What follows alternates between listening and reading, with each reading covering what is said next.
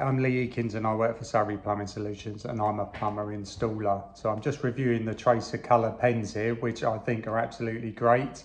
You can clip them anywhere you want by just looking at them. So you can take them out of the actual holder and clip them again if you need to put them on something. But with just the edges, you can see they're fine for going on plasterboard, tiles, any kind of brick material. They're really good. But what I like best as I install bathrooms and I do boilers is the colours. So when you write actually hot for red, cold for blue, or just black for drain or anything like that, even gas if you want to be a bit rogue with different colours, but I just think they're brilliant. So as you're colouring or writing hot and cold along the pipework, a few metres down the line, you can just turn around, check and go, great, I'm working on the right pipe and I won't cross connect anything. But just by having them with a couple of clips on them, I think you can put them somewhere safe instead of dropping them on the floor and treading on them. So I think they're a great keep and I will be using them all the time.